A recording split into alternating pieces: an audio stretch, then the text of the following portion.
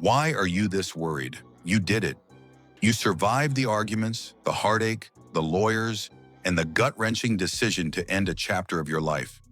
You've closed the book on your marriage, and for a while, that was the only mountain you could see.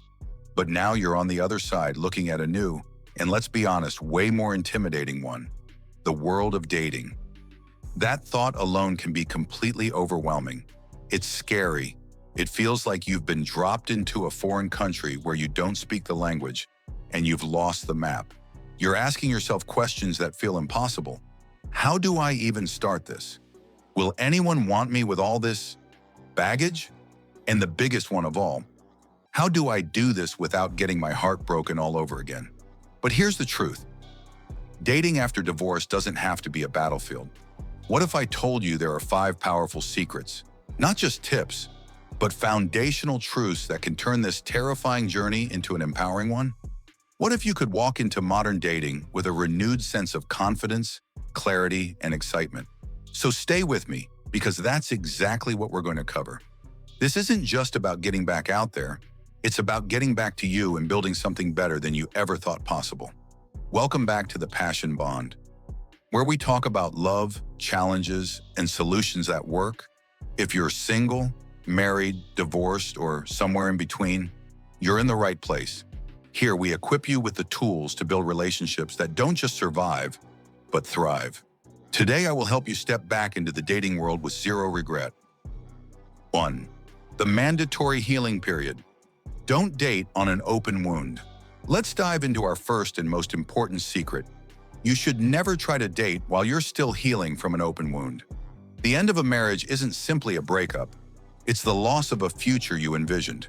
It's a significant shift in your identity. Attempting to build a new relationship on such unstable ground is a recipe for disaster. The issue at hand is that loneliness serves as a strong and frequently detrimental motivator. It whispers lies in your ear, telling you that the fastest way to feel better is to find someone else to fill that space. So you download the apps, say yes to a setup from a well-meaning friend, and jump back in, hoping a new connection will be the bandage you need. But a bandage can't fix a wound that needs stitches. Imagine you just completed a marathon. Would you run another one right away without any rest? Of course not. That would be counterproductive. The same principle applies to your heart. It needs time to recover. Rushing into dating often leads to 1 or 2 bad outcomes. Either you project your unresolved pain and anger onto a new, undeserving partner, or you attract someone who is drawn to your vulnerability in an unhealthy way. Do not let your family or friends pressure you into dating again right away. So what's the move? You have to create a mandatory healing period. This isn't just about waiting around for time to pass. It's an active process. There's no magic number. Some people say a year, others say it depends. But the timeline isn't as important as the action. This is your time to grieve what you've lost, even the good parts of the relationship. It's time to reconnect with the person you were before you were part of a we. Pick up that old hobby and take that trip you have always talked about. Surround yourself with friends who fill your cup and remind you who you are. Most importantly, get comfortable in your own company again. When you can sit with yourself in silence and feel whole, not empty, that's the moment you know you're getting ready. 2. Redefine your type. Create your non-negotiable list. The second secret is about taking an active role in shaping your future love life, rather than being a passive observer. After a divorce, you possess a unique advantage that many do not. Hindsight. You have a clear understanding of what didn't work in your past relationship. The biggest mistake you can make is disregarding this valuable insight. The issue is that we often revert to old habits. We tend to have a type that is based on superficial chemistry or familiar dynamics, even if those same dynamics caused our previous heartbreak. You might find yourself attracted to the same kind of person because it feels comfortable, but just because something feels pleasant doesn't mean it is healthy. The solution is to redefine everything. Before you even think about swiping, take a moment to grab a piece of paper and create your non-negotiable list. This list should not be a wish list featuring someone tall, dark, and handsome. In other words, it should focus on your core values and essential character traits. Challenge yourself to ask the hard questions. What did I learn from my marriage? What are the absolute rock-bottom qualities a partner must possess for me to feel safe, respected, and happy?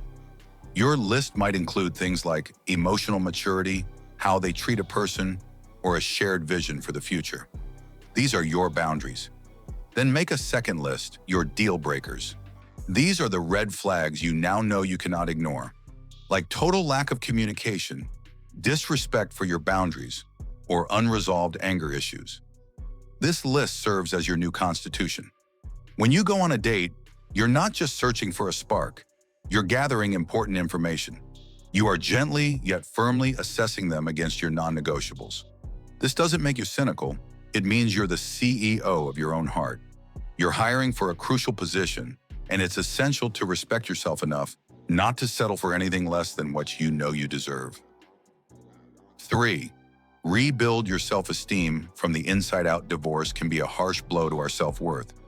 It often leaves us feeling like a failure, as though we are damaged goods or fundamentally unlovable. This can be one of the most painful aspects of the entire process. This brings us to the third secret. You must intentionally rebuild your self-esteem before you can successfully enter the dating scene. We often make the mistake of seeking external validation to solve our internal issues. We think, if I can just get someone attractive to date me, then I'll feel good about myself. However, this type of confidence is unstable. It relies entirely on someone else's opinion. The moment they reject us or the relationship ends, we find ourselves right back where we began, feeling broken. It's essential to establish a sense of self-worth that is entirely independent of your relationship status. Your value as a person is not negotiable and is not determined by whether or not someone wants to date you. Believing this is the first step. But how do you achieve that belief? First, reconnect with what makes you, you. Make a list of your strengths, skills, and your accomplishments, big and small. What are you proud of? What do you bring to the table as a friend, a parent, or a professional? Read that list every single day. Second, get out there and do things that make you feel competent and happy. Learn that language. Take that cooking class. Join that hiking group. When you see yourself achieving things and having fun on your own, you prove to yourself that you are whole and capable all by yourself. Finally, practice self-compassion. Talk to yourself with the same kindness you'd offer a friend who was going through this. Instead of judging your feelings, just let yourself feel them without criticism. This process isn't about becoming arrogant. It's about getting back to a solid, centered place where you know your worth is non-negotiable. When you walk into a room with that kind of energy, trust me, people notice.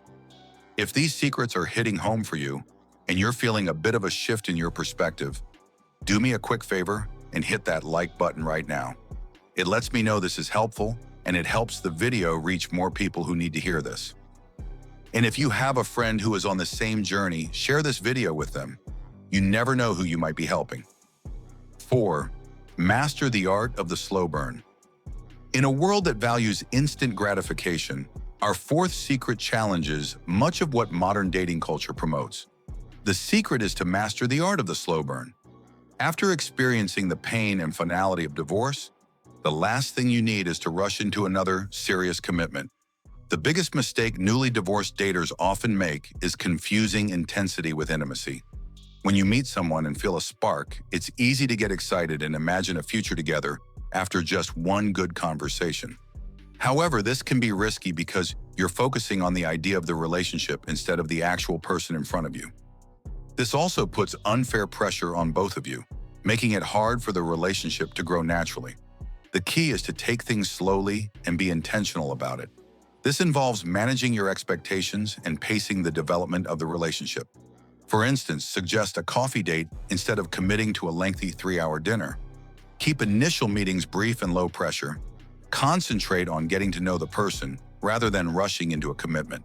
It's essential to consider this if you have children. Many experts suggest waiting until a relationship is serious and stable, usually 6 to 12 months, before introducing your partner to your kids.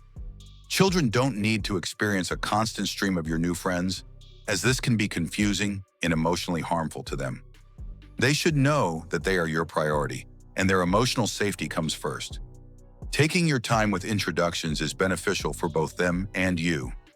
Embracing the slow burn gives you the space to perceive a person in different situations, how they handle stress, and to see if their actions match their words over time. It gives you the gift of making a wise decision, not just an emotional one. Avoid talking about marriage or moving in together too soon. The right person will respect your pace, not push it. 5. Date with curiosity, not for an outcome. This final secret is a massive mindset shift that will change everything. You have to learn to date with curiosity, not for a specific outcome. Dating after a divorce often feels like a high-stakes job interview.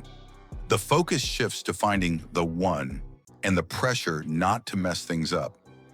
Every interaction becomes charged with expectation, leading to overanalysis of every text, word, and gesture.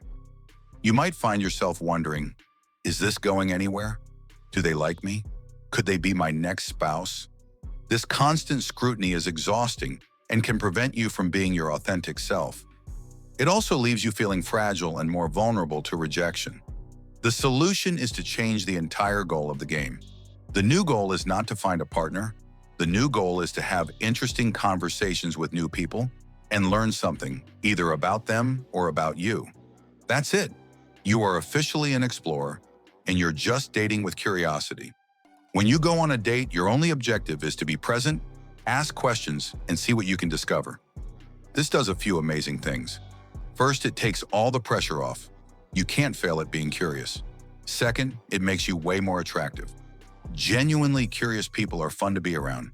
They listen more than they talk, and they make the other person feel fascinating. Third, and most importantly, it protects your heart. If a date doesn't lead to a second one, you didn't fail. You just had an interesting conversation, and now you're moving on. Denial is no longer viewed as a personal assault. It's simply a change in direction. It means you weren't a fit, and that's perfectly okay. Dating with curiosity allows you to enjoy the process and approach this new chapter with a sense of adventure, not dread. So, let's quickly recap the 5 secrets to dating after divorce. Don't even think about dating until you've given yourself a real, active healing period. Redefine what you want. Use what you've learned. Make a non-negotiable list based on core values. Build your self-esteem. Your worth is not up for debate. Build it from the inside so no one can take it away. Embrace the slow burn. Take your time. Let things build authentically, especially if kids are involved. Date with curiosity. Change your goal.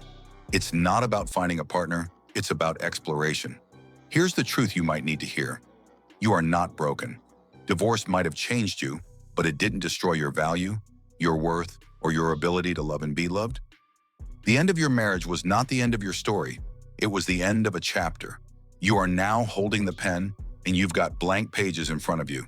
You have the power to choose differently this time, to create a relationship that's healthy, peaceful, and full of joy because you've learned from the past, and now you're equipped for the future. Now, I'll want to hear from you. If this video helped you, hit the like button and subscribe to The Passion Bond and turn on notifications because I have more real, raw, and practical relationship advice coming your way. Down in the comments, share which of these secrets hit home the most. If you've dated after divorce or you're in the process, share what your challenge was. And your biggest lesson learned. You never know who your story might help. Thank you for watching The Passion Bond. Remember, love isn't over for you. Your next chapter starts right now.